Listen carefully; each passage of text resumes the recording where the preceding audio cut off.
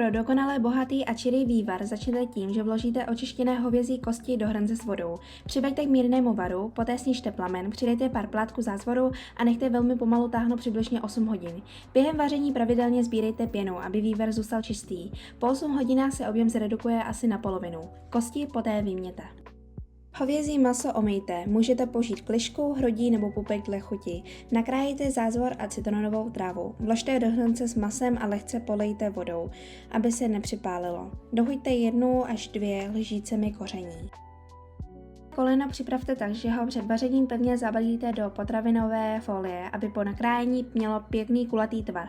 Vařte ho spolu s citronovou trávou, zázvorem a rozmačkanou šalotkou. Tyto ingredience odstraní typický pach a dodají masu krásnou vůni, bělost a křupavost.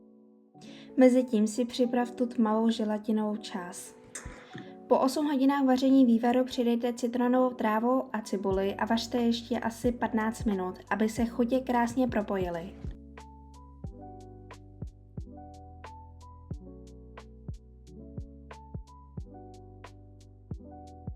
Mezitím nakrájejte hovězí maso a koleno na plátky.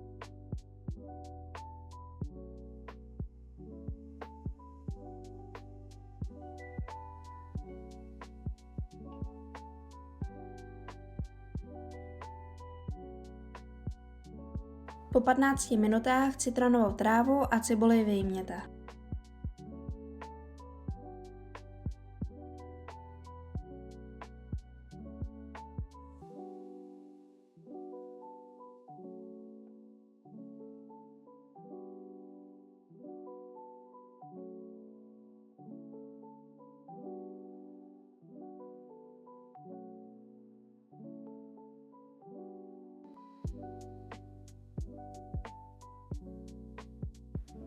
Poté lžičkou tvarujte kuličky z krabí směsi, čáku a vložte je do vroucího vývaru, kde se uvaří.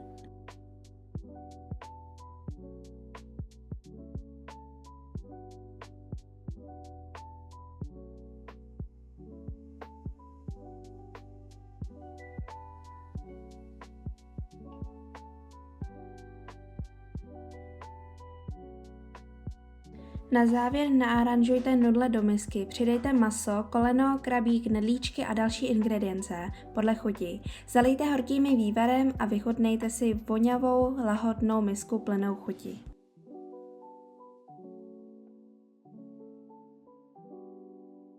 Děkuju, že jste se koukali až do konce videa. Pokud se vám to líbilo, nezapomeňte mě podpořit. Přeju vám, ať vaříte vždycky skvěle, jedno sousto a hned si to zamilujete.